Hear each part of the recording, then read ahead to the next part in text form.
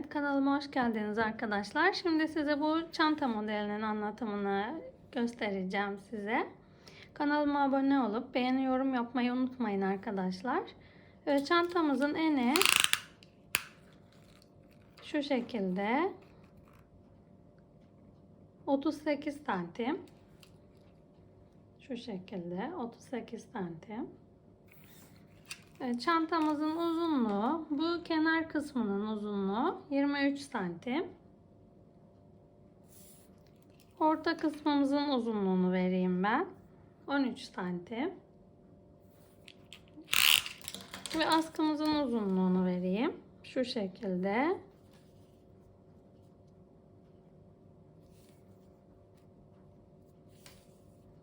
Evet, askımızın uzunluğu 70-72 santim. Evet. Şimdi bu çanta yapımını sizlerle paylaşacağım. Evet, hep beraber örmeye başlayabiliriz.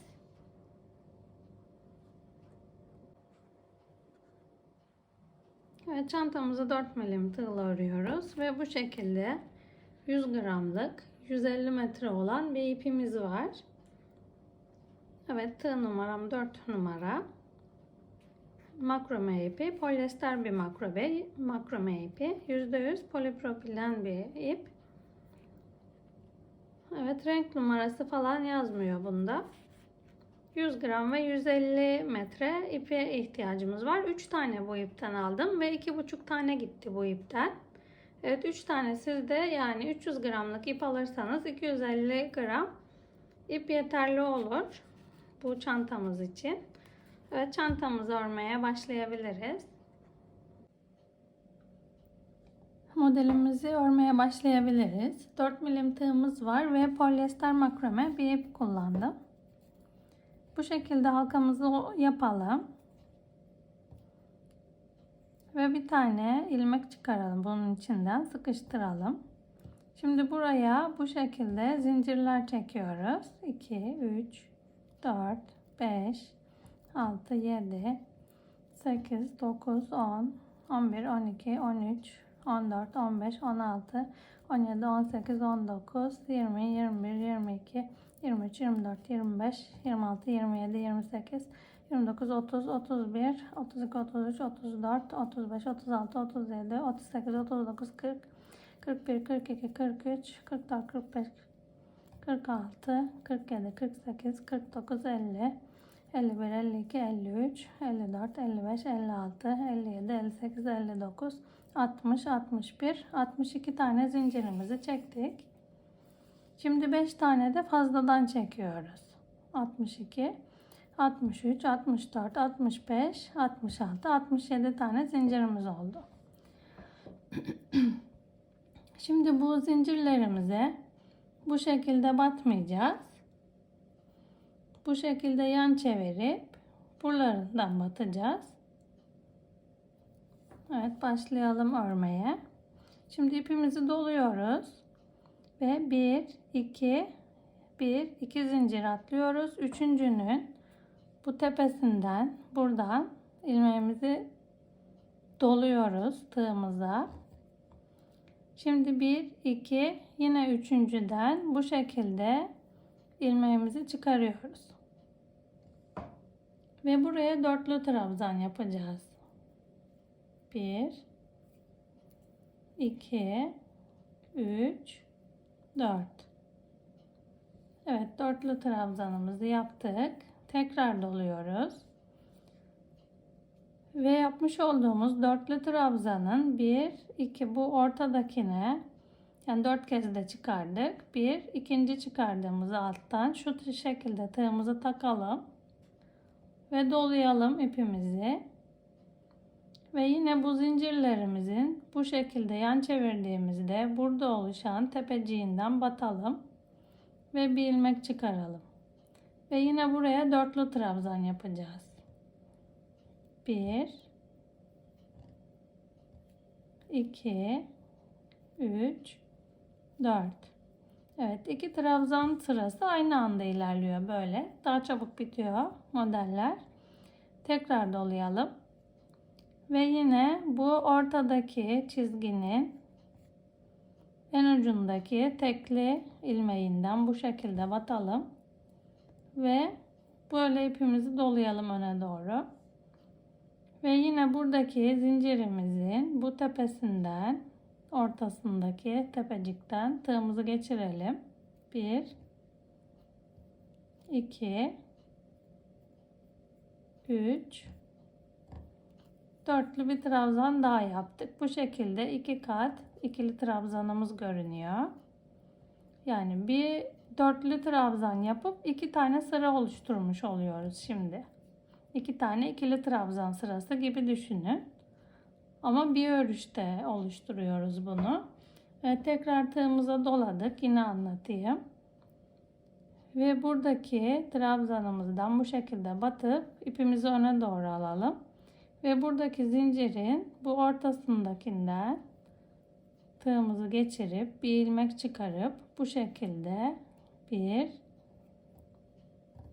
2 3 4 kez de çıkarılan bir trabzan yapıyoruz. Evet, modelimiz bu kadar. Bir sırada 2 sıra oluşmuş oluyor yani yükseklik olarak. Gayet pratik, güzel, çabuk ilerleyen bir model. Evet, şimdi zincirlerimizin sonuna kadar bu modelimizi yapalım. Buraya kadar ve burada görüşelim. Evet, kenara kadar trabzanlarımızı yapıp geldim. 63 tane trabzanımız oldu zincirle beraber. Şimdi bu kenara kadar ördük. Sonuncu zincirimizin de yine hepsine battık. Bu şekilde göründü tabanı. Ortadan battığımız için ilmeklerimiz göründü. Şimdi bu kenarımızı yaptık. Burada 5 tane zincir çekiyoruz. 1 2 3 4 5 tane zincirimizi çektik ve modelimizi çeviriyoruz bu şekilde. Tığımızı doluyoruz ve yine 1-2 tane zincirimizi atlayıp üçüncünün göbeğinden batalım.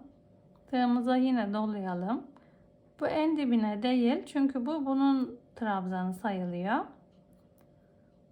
Buna değil, ikinci trabzandan başlayarak trabzanlarımızı yapmaya başlayalım. 1 2 3 4 4 kez de çıkarılan trabzanlarımızı oluşturuyoruz.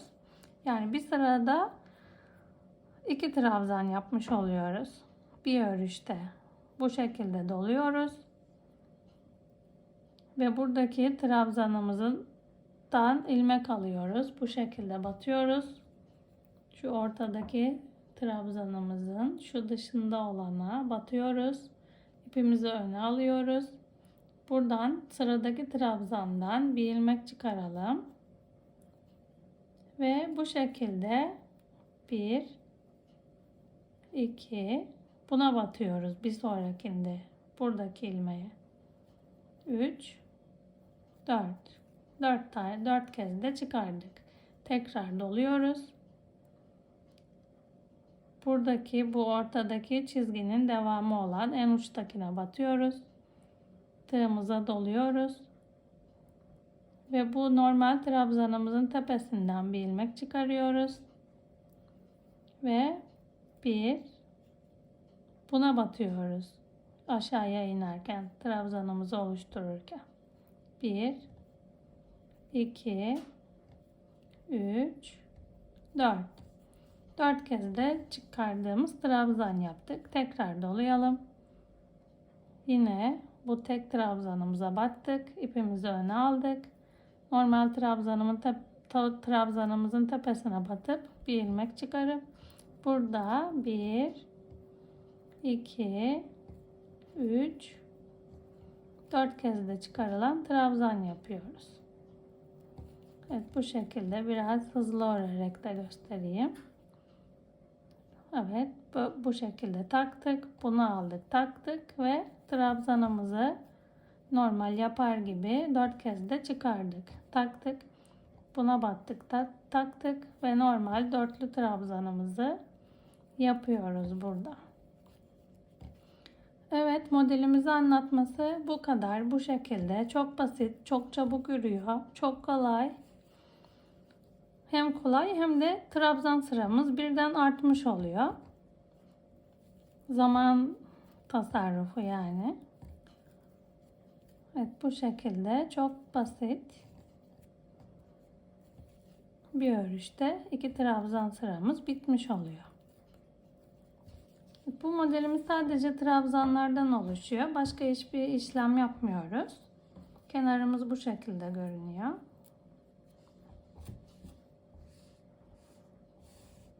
Evet, böyle. Şimdi bu kenara kadar da örelim. Burada da ben size tekrar göstereyim nasıl döndüğümü. Evet, kenara kadar örüp gelelim. Evet, sıramızın sonuna kadar bu şekilde örüp geldim. Şimdi 61 tane trabzanımız var. En sonuncuda yine dolayalım tığımıza. Yine bu ortadakini alıp dolayalım. Ve bu sonuncu trabzanımıza batalım. 1, 2, 3, 4 kez de çıkaralım yine. Ve tekrar 5 tane zincir çekeceğiz. 1, 2, 3, 4, 5. 5 tane zincirimizi çektik. Modelimizi çevirdik. Tığımıza doladık. Ve bu zincirlerimizin ortasındakinden üçüncü olan zincirimizin bu şekilde arasından takalım. Yine tığımıza ipimizi dolayalım. Bu en baştakine değil, diğer trabzanın tepesinden batarak 1, 2, 3, 4 kez de çıkarılan trabzanlarımızı yapalım. Tekrar dolayalım. Yine bu ortasından takıp dolayalım ve trabzanımızın tepesinden ilmek alıp alt sırada olduğu gibi bu şekilde örelim modelimizi. Doladık, yine doladık ve bu şekilde örüyoruz. Evet, modelimiz bu kadar. Evet, bu şekilde doluyoruz, doluyoruz ve 1, 2, 3, dörtlü trabzanımızı yapıyoruz. Evet, modelimizi yapması bu kadar. Yine aynı şeyi tekrarlayacağız. Buraya kadar geleceğiz. Yine burada sayalım. 62 tane trabzanımız olsun. 62, bu sonuncu trabzana batalım. Ondan sonra 62 tane trabzanımız olduğunda yine 5 tane zincir çekip dönelim. Bu şekilde modelimiz döne döne uyguluyoruz. Ve düz bir parça öreyim ben. Ne kadar ördüğümün enini, uzunluğunu, genişliğini söyleyeceğim size. Evet, bu şekilde modelimizi örelim. Daha sonra görüşelim. Evet, ben bu şekilde ördüm uzun bir parça. Şimdi burada en son sırada ben alt sırayı size bitirirken burada zincire batmamız gerektiğini anlatmamışım. Onu da anlatayım dedim. Buradaki son trabzanımıza battıktan sonra üstüne dolayıp yine buradakini alıp üstüne dolayıp aynı modelimizi uyguluyoruz. Ve burada zincirimize şu şekilde üstteki iki kanadından batarak en sonunu böyle yapıyoruz. Aynı 4 kez de çıkarıyoruz. 1, 2, 3, 4. Evet, şimdi 5 tane zincir çekiyoruz. 2, 3, 4, 5 çeviriyoruz. Ve yine 1, 2, 3. zincirimizin bu şekilde ilmeğini aldırıp ortasındaki doluyoruz. Ve yine dibindekine değil bir sonrakine batıyoruz. Evet, en sondaki zincire batmamız gerektiğini anlatmamışım ben alt sırada. Evet, bu şekilde örüyoruz. Başka değişik bir yeri yok. Ben sonuncu sıramızı örüyorum şimdi. Bitirince size nasıl birleştirileceğini çantanın anlatacağım. Ve kaç sıra ve kaç santim ördüğümü de anlatacağım. Siz de istediğiniz uzunluğa gelene kadar örebilirsiniz. Evet, bu şekilde modelimiz. Bu sıramızı da bitirelim. Nasıl birleştirdiğimi anlatayım. Burada zincire batmayı anlatmamışım alt sırada. Yine 62 tane trabzanımı zincirle beraber örüyorum istediğim boya gelene kadar. Sonra bu kenara geldiğimde bu trabzana battıktan sonra bu kenardaki zincire de batıyoruz. Ondan sonra 5 zincir çekip dönüyoruz. Evet, ördükten sonra görüşelim. Evet, ben parçamızı ördüm. İpimizi kestim. Şimdi kaç santim ördüğümü size ölçeyim, söyleyeyim. Şu şekilde ölçüyoruz. Şu ikisini bir tutup siz kameraya sığması için şu şekilde tam 50 santim uzunluğu. Uzunluğunu 50 santim olacak şekilde örüyoruz. Şu elimizi de ölçeyim size.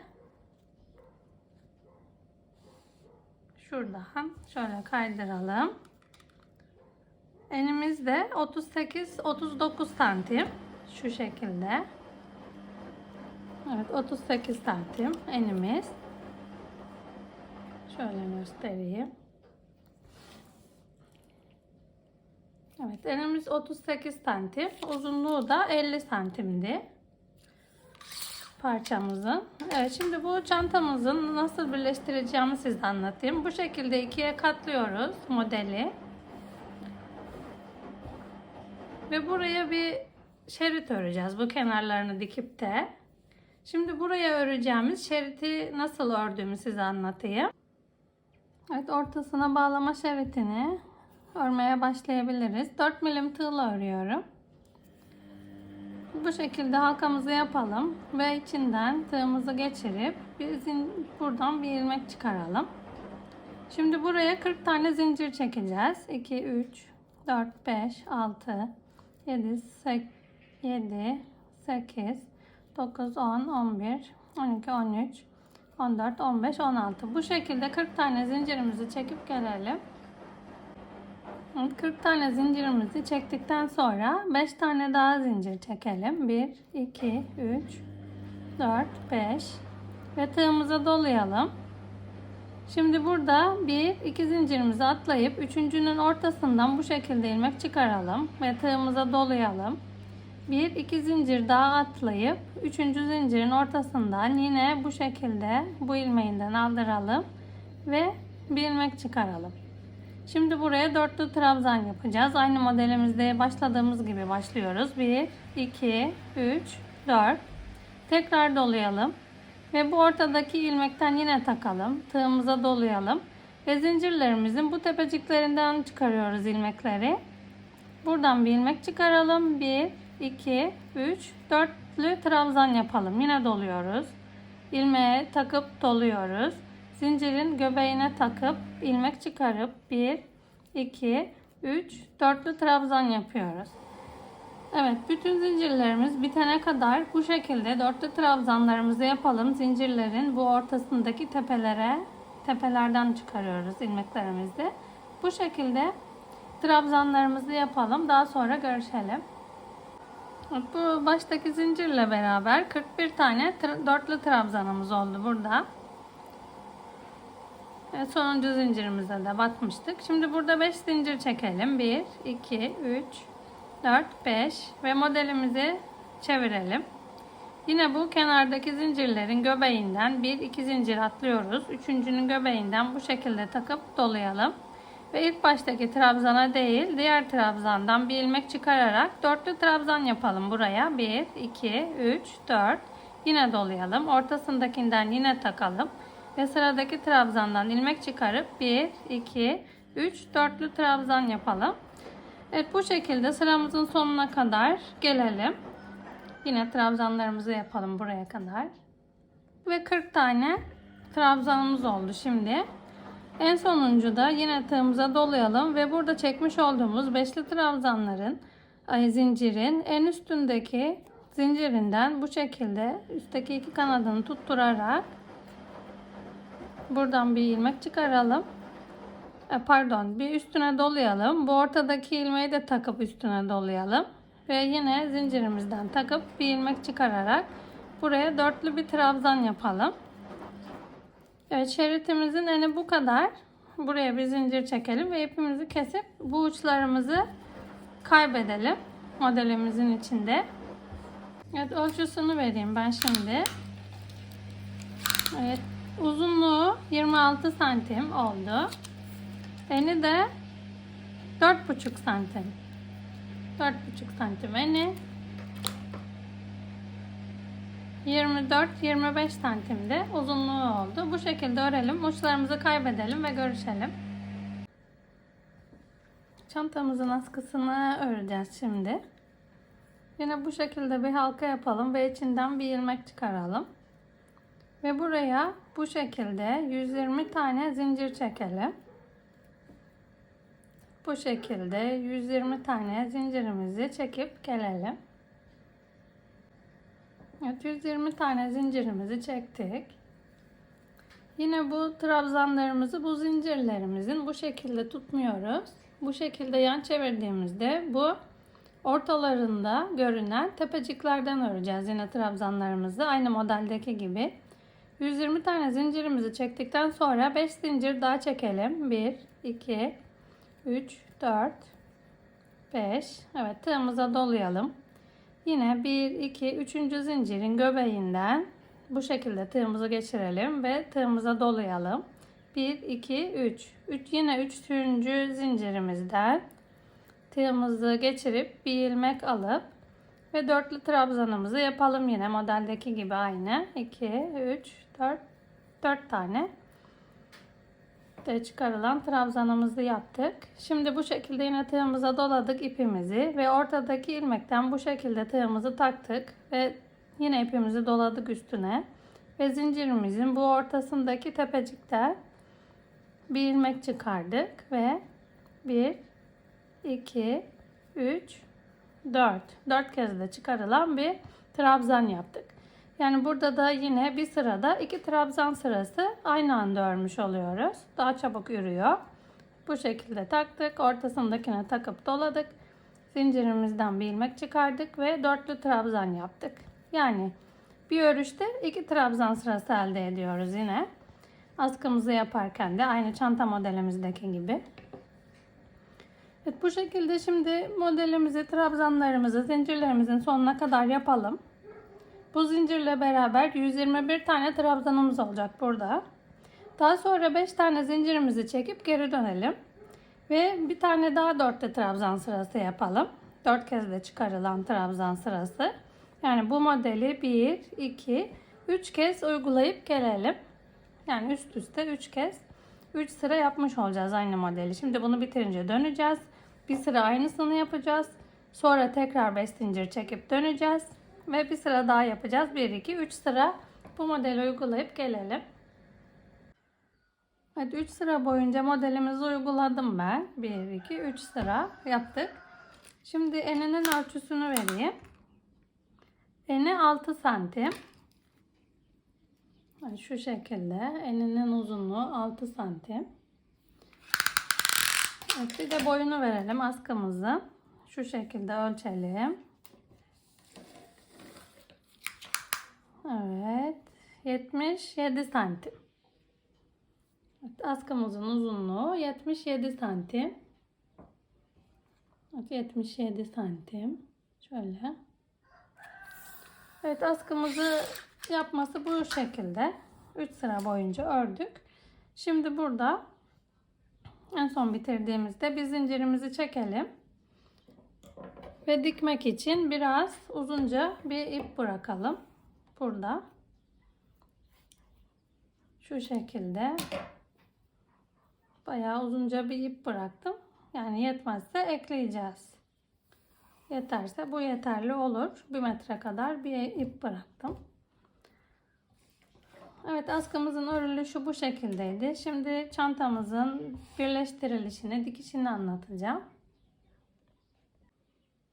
Şimdi çantamızın parçalarını ördük. Bu şekilde uzun bir parça ördük. Bunu ikiye katlayacağız. Ve burada örmüş olduğumuz diğer kısa parçamızı bu şekilde çantamızı kıvırıp dikip buraya dikeceğiz. Kenarlarını diktikten sonra. Ve en son olarak burada örüp ipini uzun bırakmış olduğumuz askı vardı. Bunu da buraya dikip birleştireceğiz bu şekilde askımızı. Ve şimdi bu kenarlarını nasıl diktiğimi anlatarak size Anlatayım nasıl birleştirdiğimi. Şimdi ikiye katladık. Ben burada bu ön kısmı, en son bitirdiğimiz sıra ön kısmı bu şekilde görünüyor içi. İlk başladığımız sırada ön kısmıydı. Aynı şekilde görünüyor. Bu çizgi olanlar ön kısmı oluyor çantamızın. Bu şekilde ikiye katlayalım. Ve en sonunda burada yapmış olduğumuz zincirden, yani tersi şu an çantamızın düz yeri iç kısmı. Buradan ipimizi ekleyelim.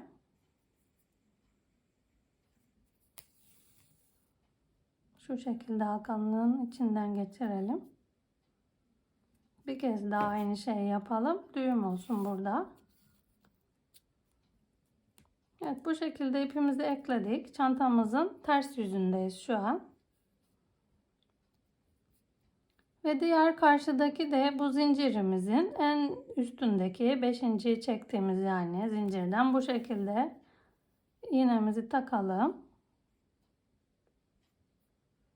Ve şimdi bir altındaki zincirlerden, ilmeklerden bu şekilde iğnemizi geçirelim. Karşıdaki aynı ilmeklerden de bu şekilde iğnemizi geçirelim.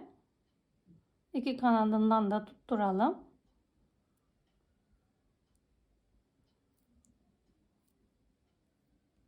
Evet, buradan bu şekilde çıkaralım bu karşıya da.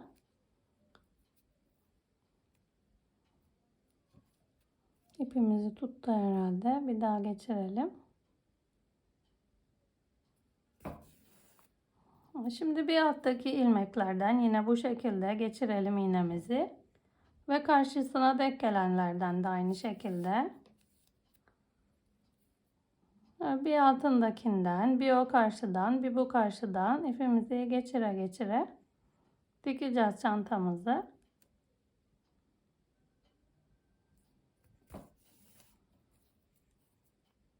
Yani telini tutturmamaya dikkat edelim. Teli tutunca zor oluyor çünkü iğnemizi çıkarması ipimizi. Evet, bu şekilde karşılıklı gelen ikişer ilmeklerden bazen tek tek geliyor, bazen 2 tane. Önünüze gelen ilmeklerden bu şekilde karşılıklı dikiyoruz.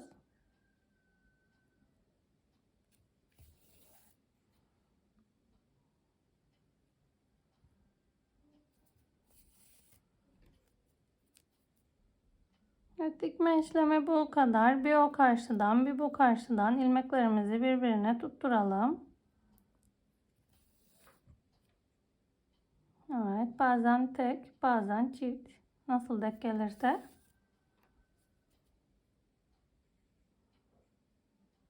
Ve bu köşeye kadar bu şekilde dikelim. Evet, bu kenara kadar, dibe kadar bu şekilde karşılıklı ilmeklerimizi dikelim. Evet, şimdi çantamızı ters yüzünden iki kenarını da diktik. Uçlarımızı kaybettik.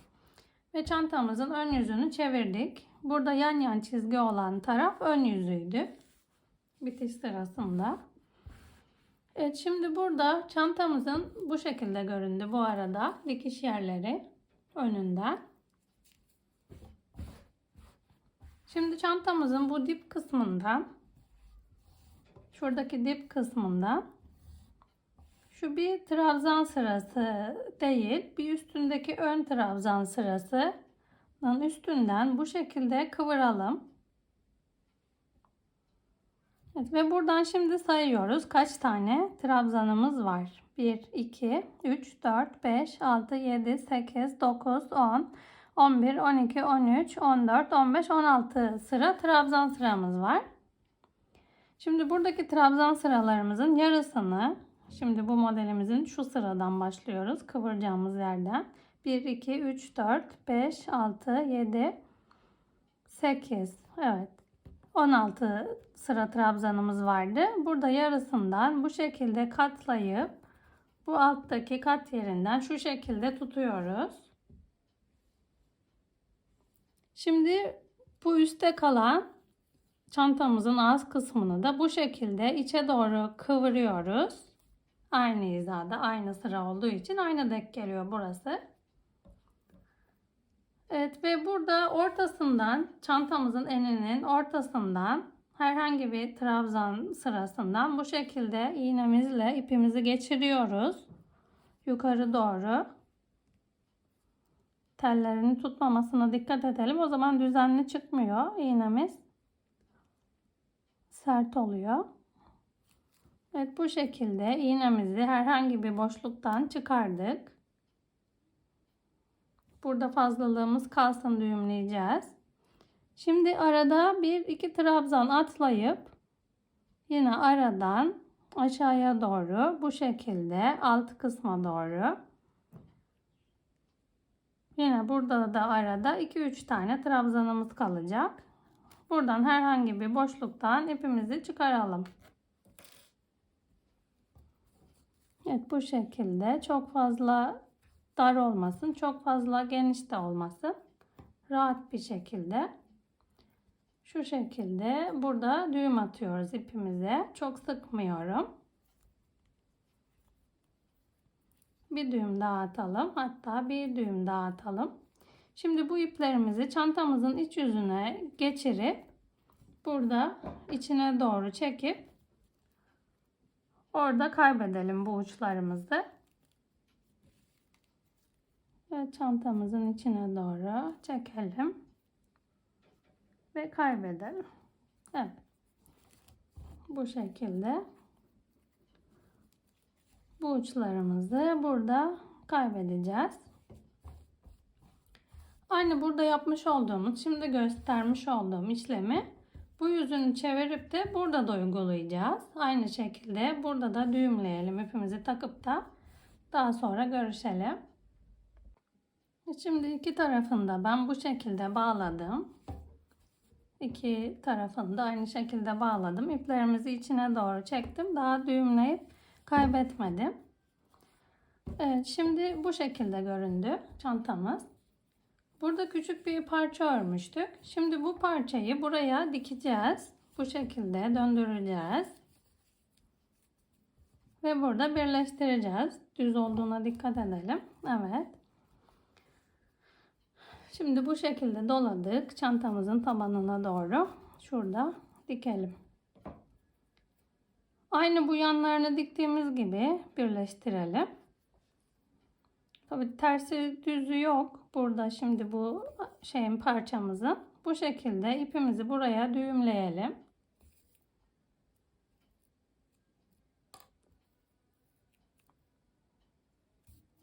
Evet, şu şekilde düğümleyelim.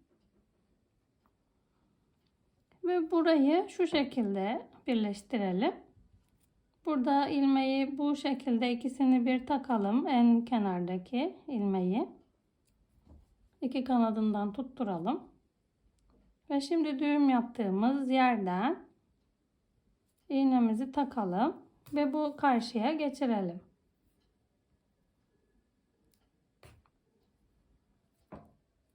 Şimdi tekrar bir altındaki ilmeklerden takalım.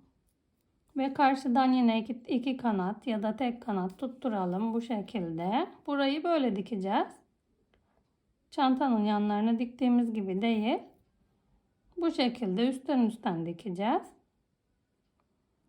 Siz tığla da birleştirebilirsiniz. Ya da bildiğiniz başka dikme teknikleri varsa o şekilde de dikebilirsiniz. Nasıl daha düzgün görünecekse öyle yapın. Şu şekilde yedire yedire karşılıklı gelen yerlerden nasıl daha düzgün görünüyorsa ayarlayın.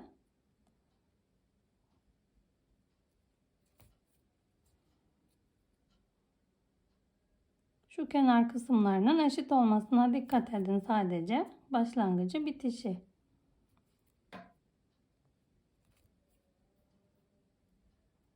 Şu uçlarını falan daha sonra düzgünce temizleyeceğiz. Evet. Burada da iki kenarı birbirine denk gelecek şekilde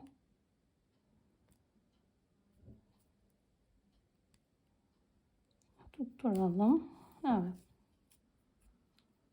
Şimdi en sonuncu yeri bir kez daha dolanalım. Şimdi bu ipimizi burada kaybedeceğiz, içinde düğümleyeceğiz. Temiz görünsün diye. Evet, bu şekilde alta doğru getirelim diktiğimiz yeri de. Şimdi ben örmüş olduğumuz askıyı nasıl birleştirdiğimi de anlatayım size. Bu şekilde dikelim, birleştirelim. Uçlarımızı temizleyelim, gelelim. Evet, çantamızın ortasındaki şeritimizi diktik. Şimdi bu şekilde çantamızın ağız kısmını kendimize doğru çevirelim. Bu şekilde çantamız iki gözlü gibi oluyor ama ortası birleşik. Evet, şimdi askımızı örmüştük. Askımızı nasıl diktiğimizi şimdi anlatayım. Şimdi bu şekilde çantamızın iç kısmını biraz açıyoruz. Ve bu askımızı buraya yerleştirelim. Bu şekilde. Şimdi bu askımızı buraya tutturacağız. Tam ortalayalım bu çizginin. Askının ortasının olmasına dikkat edelim. Bu dikmiş olduğumuz yan kısmına, çantanın ve düz olmasına. Ve şimdi şu şekilde alttaki çantamızın ilmeklerinden tutturuyoruz. Ve askımızın da zincirlerinden geçirerek bu şekilde dikiyoruz. Evet, karşılıklı gelen bu şekilde nasıl daha düzgün görünecekse siz ayarlayın kendinize göre. Çantanın trabzanlarından tutturuyoruz. Ve örmüş olduğumuz askının bu yandaki ilmeklerinden tutturuyoruz. Yine çantanın trabzanlarından ve çantanın yanındaki askının ilmeklerinden tutturuyoruz. Evet, bu şekilde dikiyoruz. Bu çizgi bu tam ortaya denk gelsin. Yandaki dikişlerimizden tutturalım. Ve çantamızın yan askısının ilmeklerinden. Ya bir tane ya iki tane, nasıl daha düzgün denk gelirse tutturalım. Bu alttaki sıranın da tam trabzan sırasına denk gelmesine dikkat edelim. Bu mesafenin şuradaki mesafeleri eşit olsun yani. Evet, bu şekilde dikiyoruz. Şöyle göstereyim. Bazen denk gelmiyor. İlmeklerin içinden geçiyor. Dikkat edelim. Evet. Bu uçlarımızı iyice kaybedeceğiz daha sonra. Bu şekilde dikelim.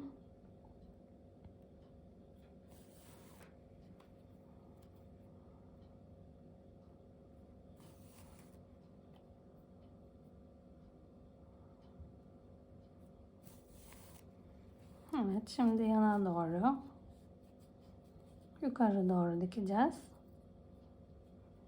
Yine trabzanlardan, ilmeklerden geçirelim. Ve bu yandaki ilmeklerimizden geçirelim.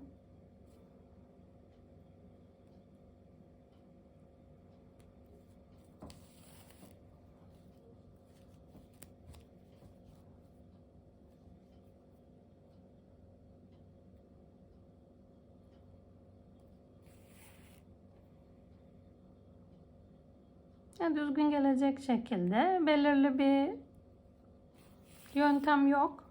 Sadece nasıl daha düzgün görünecek gibi ise o şekilde tutturuyorum.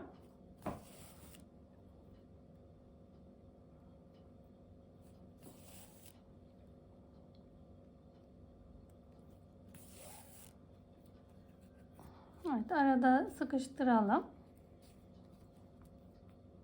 Şimdi çantamızın şu ön yüzüne doğru çıkaralım iğnemizi, ipimizi bu şekilde.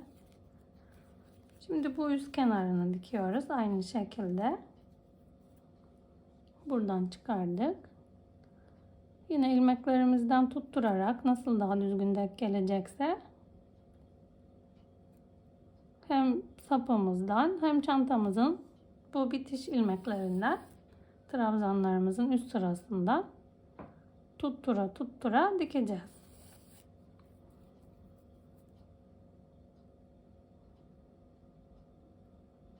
İster bir ilmek, ister 2 ilmek tutturun. Nasıl denk gelirse.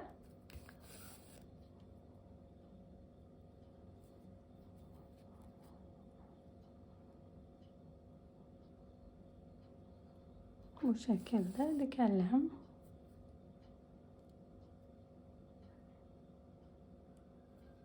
Yani güzel, değişik, farklı, kurdele bir çanta. İster çocuklar için, ister yetişkinler için güzel bir çanta. Farklı iplerle de örebilirsiniz. Kağıt iple de örülür. Ya da başka çanta ipleriyle de örülür. Normal yünlerle de örülür. Biraz daha kalın olsun yalnız. Bu makrome ipi olduğu için biraz sert durdu. Yani sert durması lazım. Normal yünle örüyorsanız 2-3 kat yapıp da örün. Daha güzel görünür o zaman. Çünkü kağıt iple de örüyorsanız tek kat yeterli olur. Çünkü sert, o da makrome ipi gibi. Yumuşak bir ip değil.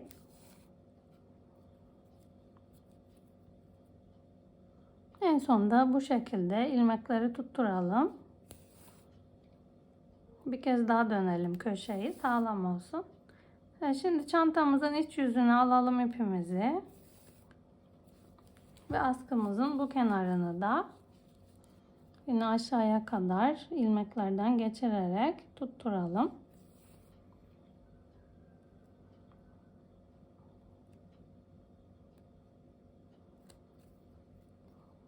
Bazen iplere tutabiliyor. Dikkat edin. Çıkarması zor oluyor. Söktüre söktüre çıkarmayın. Geri çıkarın iğnenizi.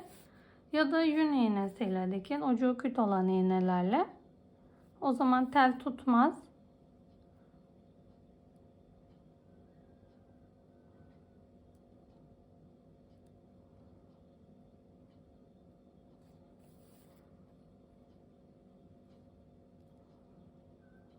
Bu şekilde bitene kadar göstereyim size. Denk gelen ilmeklerle nasıl daha düzgün duracaksa o şekilde dikiyoruz. Başka bir teknik yok. Bir çantadan, bir askıdan tutturuyoruz sadece. Evet, burada biraz çekeleyelim, düzelsin dikiş yerlerimiz. Evet. Şimdi burada düğümleyelim ipimizi. Evet. Ve bu ucumuzu bu ilmeklerin aralarından geçirerek askımızın içinde kaybedeceğiz. Tel tuttuğu için zor oluyor. Evet, siz bu şekilde iplerinizi kaybedin. Zaman kaybı olmasın. Evet. Bu şekilde ipleri modelin içinde geçire geçire kaybedelim. Evet, şimdi bu askımızı buraya dikmiştik ve bu iplerimizi kaybedeceğiz. Ve bu sıraya nasıl, üstte askımızı nasıl birleştirdiğimizi anlatayım şimdi. Bu şekilde çantamızı kıvırıp eşitleyelim askımızı. Ve 1-2 ilmek atlayalım. 1-2 ilmek atlayalım ve buraya bu 2 ilmeğinden beraber tutturarak sabitleyelim ipimizi. Diğer karşıda da aynı. 1-2 tane trabzanlar atladık. Şu şekilde iyice eşitleyelim burayı. Şu dipte var bir trabzan. Üstü, onu da sayalım. 1, 2, 3. Dördüncüden tutturuyoruz. 1, 2, 3. İkisinde de karşılıklı denk gelen yerleri dördüncü. Şu şekilde iki kenardan da geçirelim ipimizi. Ve buraya bir düğüm yapıyoruz. Tekrar geçirelim. Burayı sıkıştıralım. Aynı yerden tekrar geçirip bir düğüm atalım buraya, sağlam olsun. Bu ipimizi burada askının içine çekerek burada kaybedeceğiz daha sonra. Evet, şimdi buradan çıktık. Düğümledik ipimizi. Ve bir alttaki ilmeklerden şöyle yukarı doğru göstereyim. Bir alttaki ilmeklerden takıyoruz iğnemizi. Ve karşısına denk gelen ilmeklerden de takıyoruz. Ve bu şekilde geçire geçire bu ucumuzu da burada içine teptirebiliriz.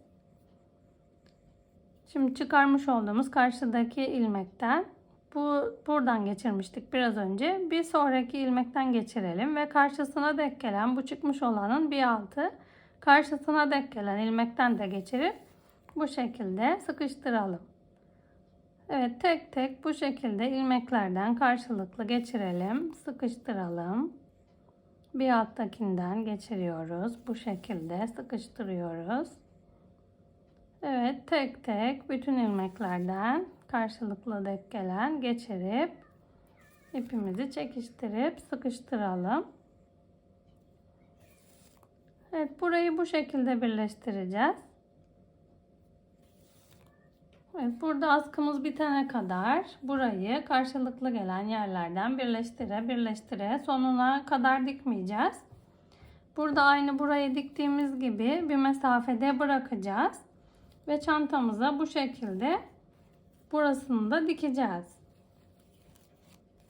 Aynı burayı da bu şekilde dikeceğiz. Burada anlattığım gibi. Evet, çantamızın bu kenarını birleştirelim ve görüşelim.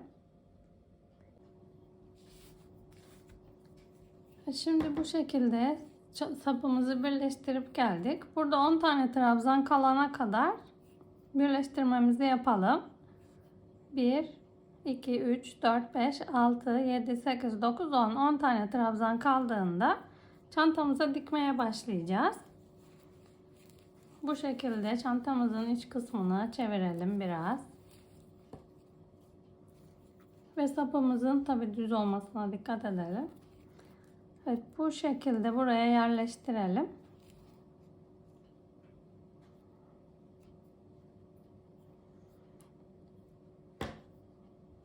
Şimdi burada 3 tane arada trabzan bırakmıştık. Bu trabzanlarda bu ipimizi yürüterek aşağıya doğru inelim. Önce şurada bir düğüm yapalım. Şurada bir düğüm yapalım. Sonuncu trabzan yerinde. Şu şekilde. Daha sonra burada 3 tane trabzan kadar iniş yapalım. 2 3, evet, 3 trabzan aşağı indik ve bu şekilde açalım askımızı. Yine karşı tarafta da 3 trabzan kalana kadar tutturacağız bu şekilde ilmeklerimizi. Bu askımızın ortasının yine bu dikişle aynı hizada olmasına dikkat edelim.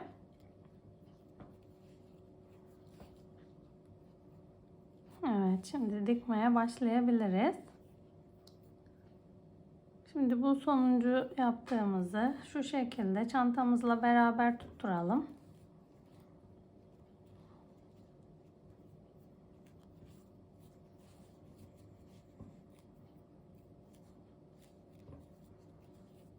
Evet, şu çantamızın ilmeklerine takalım iğnemizi şu şekilde üstten.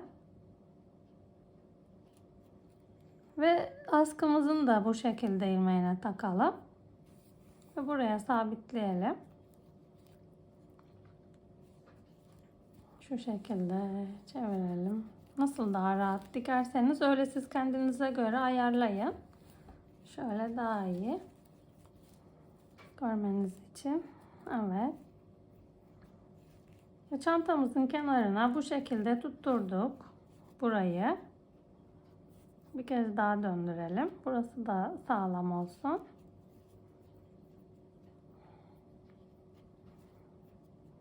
İp tutuyor yine.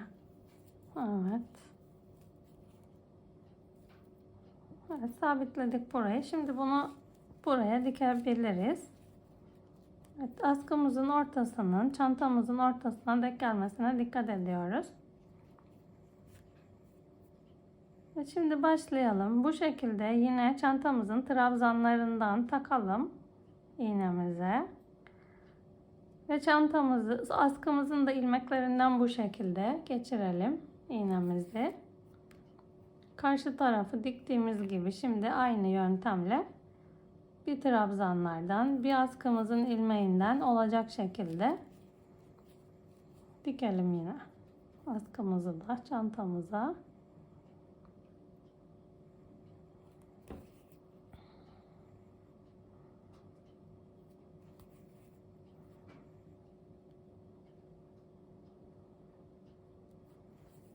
Evet, bu şekilde dikiyoruz.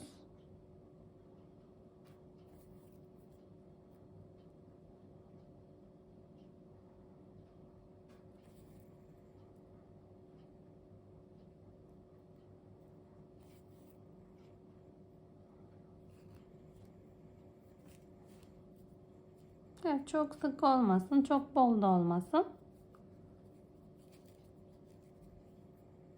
Şimdi bu alt kısmı dikmeye başlayalım. Şurasını dikiyoruz.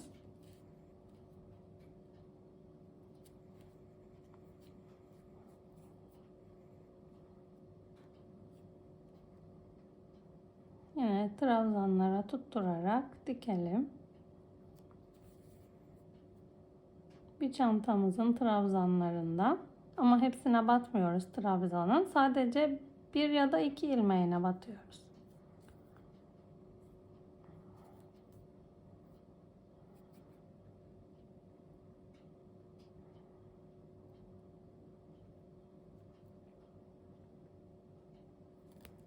Karşılıklı batarak dikelim askımızı.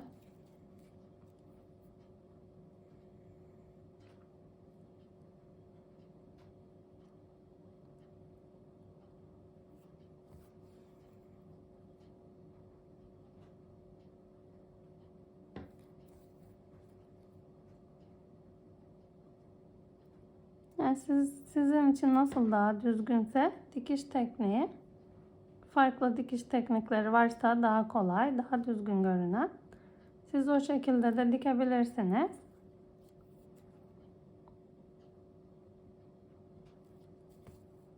Ya da bir terziye falan diktirebilirsiniz. Evet, bu şekilde birbirine dikelim askımızı çantamıza.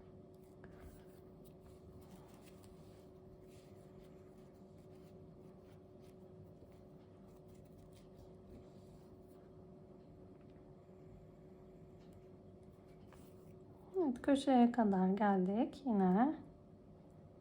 Şimdi kenarı dikeceğiz. Burayı da dikelim.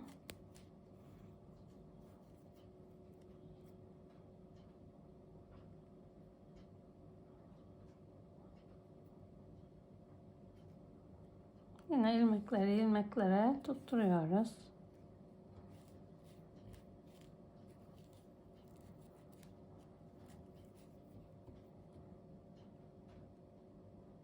Ya nasıl daha düzgün görünüyorsa siz kendiniz ayarlayın dikerken.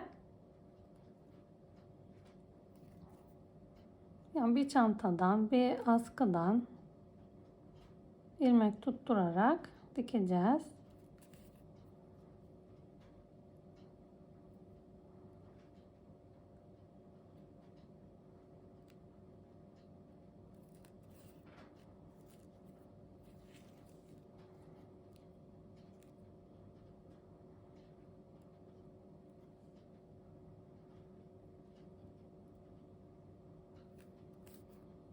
Evet, şimdi burada 3 tane trabzan kalasaya kadar diktik. Ve yine üçüncünün içinden geçirip çantamızın da ilmeklerinden tutturarak bu şekilde çantamızın görünen yüzünü çevirelim. Düzeltelim. Evet, şimdi buraya monteleyeceğiz yine diğer kenarda yaptığımız gibi. Evet, bir bu şekilde ilmeğimizden takalım. Yine bu şekilde askımızın ilmeklerinden alarak dikeceğiz.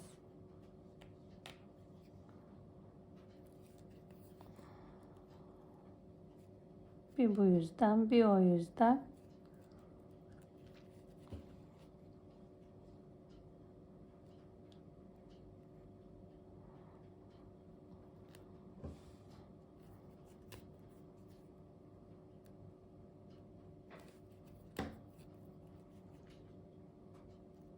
Yani nasıl daha düzgün görünecekse o şekilde dikiyoruz.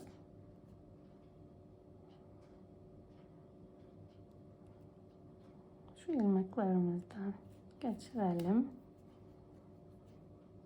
Çantamızınkinden.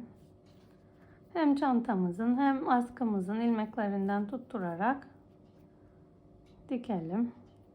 Bitene kadar. Evet. Bu şekilde. Şimdi çantamızın iç yüzüne doğru ipimizi geçirelim. Ve burada ipimizi buraya sabitleyip içinden yürüterek kaybediyoruz ucumuzu. Evet, düğümledik ve evet, bu şekilde aralardan geçirerek trabzanların aralarından, ilmeklerin aralarından ipimizi geçiriyoruz.